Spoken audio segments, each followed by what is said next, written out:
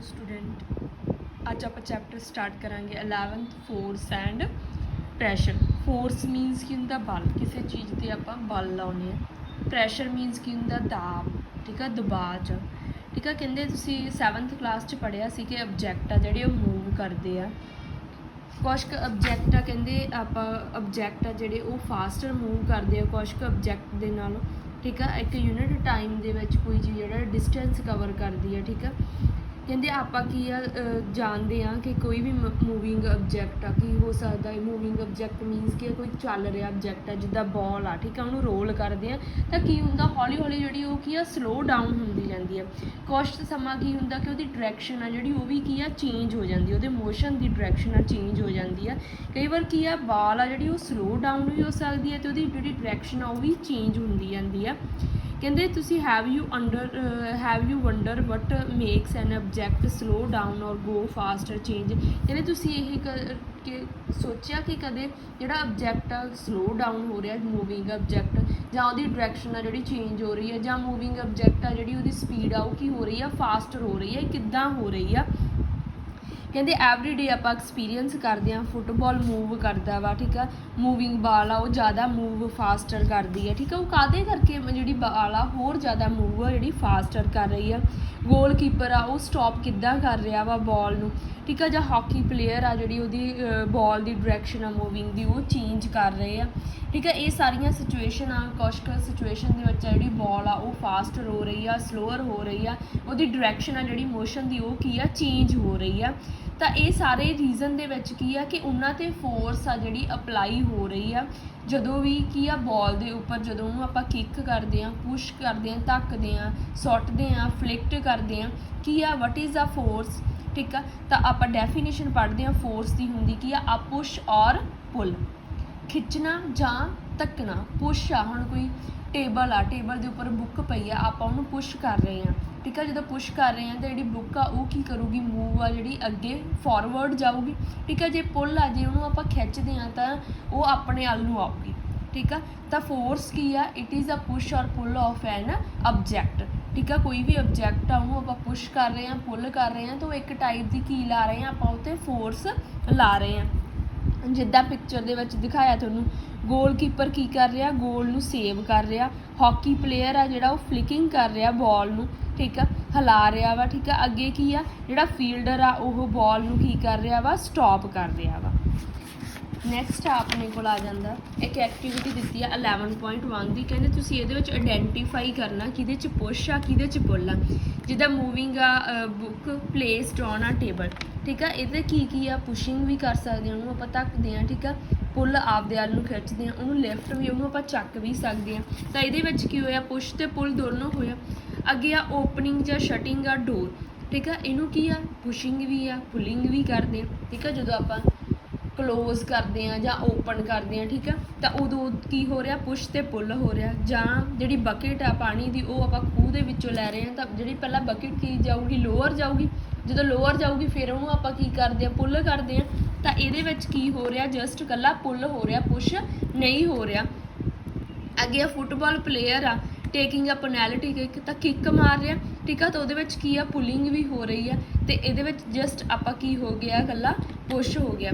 हुण cricket ball hit जिहड़े 5th 6th 7th ये तुसीं अपने आप सॉल्व करने हैं। तो लास्ट तुहानूं एक फोर्स की डेफिनेशन दी है, a push or pull an object is called a force, ठीक है। खिंचना या धक्कना किसी भी ऑब्जैक्ट नूं तो उन्होंने आप की कह देंगे फोर्स कह देंगे। नैक्सट आ जाता force are due to an interaction, ठीक है। इंट्रैक्शन मीनस की है कि एक बॉडी दूसरी बॉडी के कंटैक्ट दे विच आउंदी है, तां करके की आ फोर्स आ जिहड़ी लगदी है।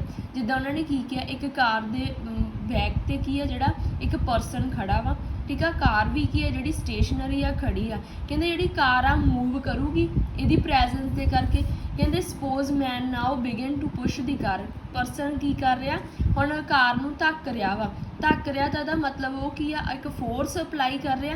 तो की करूगी जो उन्हें फोर्स अप्लाई की तो कार आ जिहड़ा मूव करना स्टार्ट कर दूगी अपने को, जिद्दां सैकेंड पिक्चर दे विच दस्सिया।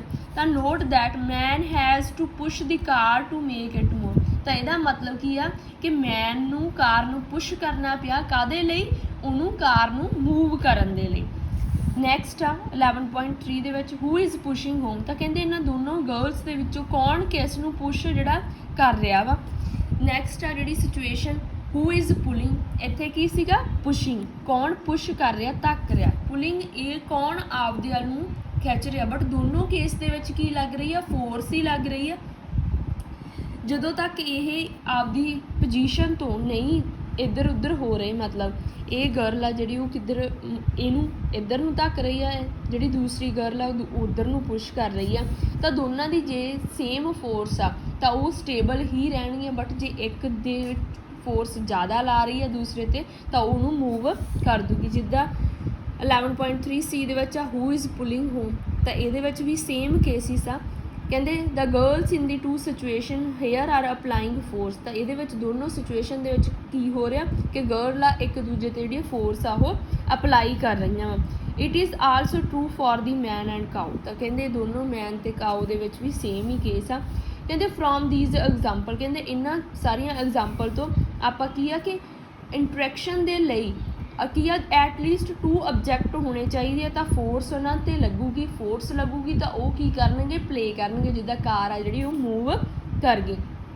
Thus interaction of an object with another object result in force between the two object, ਜਦੋਂ ਇੰਟਰੈਕਸ਼ਨ ਆ ਇੱਕ ਆਬਜੈਕਟ ਦੀ ਦੂਜੇ ਆਬਜੈਕਟ ਦੇ ਨਾਲ ਹੋ ਗਈ ਤਾਂ ਫੋਰਸ ਲੱਗ ਗਈ, ਇਹਦਾ ਮਤਲਬ ਤਾਂ ਆਪਣੇ ਕਿਤੇ 'ਤੇ ਲੱਗ ਗਈ, ਦੋਨੋਂ ਆਬਜੈਕਟ 'ਤੇ ਲੱਗ ਗਈ। ਨੈਕਸਟ ਆ ਐਕਸਪਲੋਰਿੰਗ ਫੋਰਸ, ਫੋਰਸ ਬਾਰੇ ਆਪਾਂ ਪੜ੍ਹਦੇ ਹਾਂ। ਜਿੱਦਾਂ ਦੇਖੋ ਇਹਦੇ ਵਿੱਚ ਆ ਇੱਕ ਪਰਸਨ ਇੱਕ ਬਾਕਸ ਆ, ਠੀਕ ਆ, ਉਹਨੂੰ 2 ਪਰਸਨ ਸੇਮ ਡਾਇਰੈਕਸ਼ਨ ਦੇ ਵੱਲ ਨੂੰ ਕੀ ਆ ਮੂਵ ਕਰ ਰਹੇ ਆ, ਠੀਕ ਆ। ਅੱਗੇ ਬੀ ਡਾਇਗਰਾਮ ਦੇ ਵਿੱਚ ਕੀ ਆ ਦੋਨੋਂ ਫਰੈਂਡ ਆ ਜਿਹੜੇ ਉਹ ਆਪੋਜ਼ਿਟ ਡਾਇਰੈਕਸ਼ਨ ਦੇ ਵਿੱਚ ਮੂਵ ਕਰ ਰਹੇ ਆ, ਠੀਕ ਆ।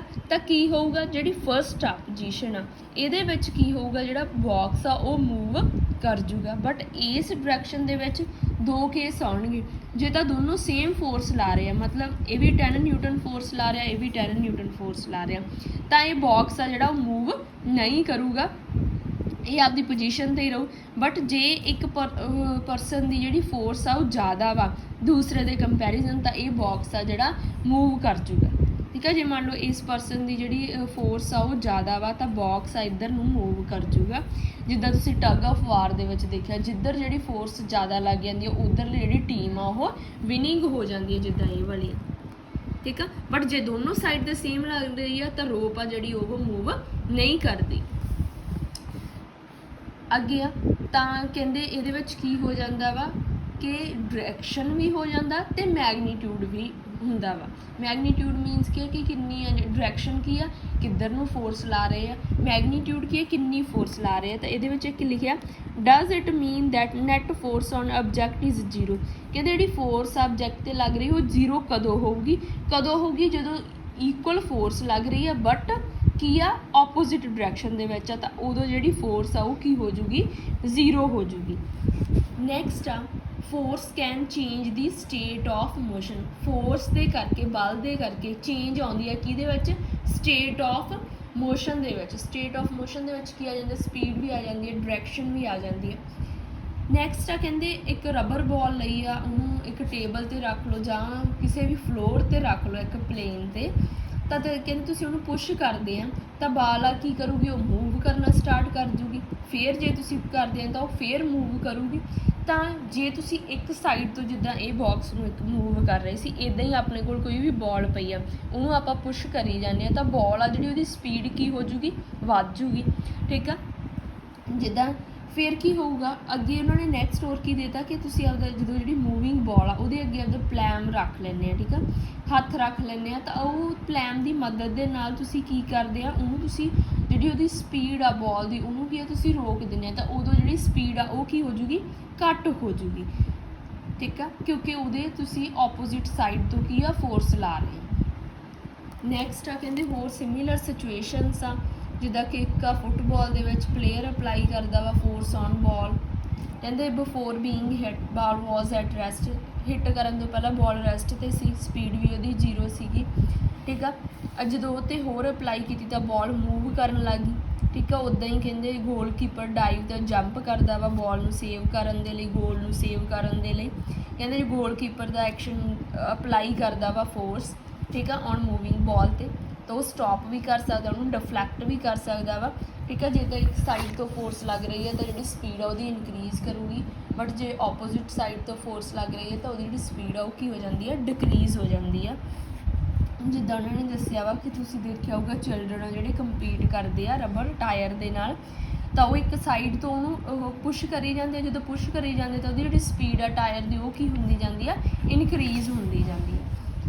नैक्सट एक्टिविटी एक होर दित्ती हुई है कहते बॉल लै लो ठीक है उन्होंने एक सरफेस जिद्दां 11.3 दे विच सी हुण इहदे विच देखो की कीता उन्होंने पहला तो पुशिंग करते हैं ठीक है फिर इत्थों जिद्दां बॉल आ जिहड़ी वो जा रही है जो आप रूलर रखता तो ये जी बॉल आ उहदे नाल की करदी है हिट करदी है जो हिट करदी है तो की होया पहला तो उसकी डायरैक्शन चेंज होगी डायरैक्शन भी चेंज होगी तो नैक्सट वह की हो गया उहदी जी स्पीड आ वो भी की आ चेंज हो जाती है। नैक्सट आ कहते सम होर एग्जाम्पल आ जिद्दां वॉलीबॉल की देती एग्जाम्पल ठीक है होर बहुत सारिया एग्जाम्पल दित्तियां होईयां कहते ये करके की हुंदा कहते change in either the speed on object कहते चेंज आ सकती है स्पीड ऑबजैक्ट डायरैक्शन दे विच दोनों जिहड़े डिस्क्राइब करते हैं as change in the state of motion तो स्टेट ऑफ मोशन दे विच की आया स्पीड भी चेंज हो रही है तो डायरैक्शन भी चेंज हो रही है ठीक है। स्टेट ऑफ मोशन की डेफिनेशन दी है कहते the state of motion of object is describe by its speed and direction of motion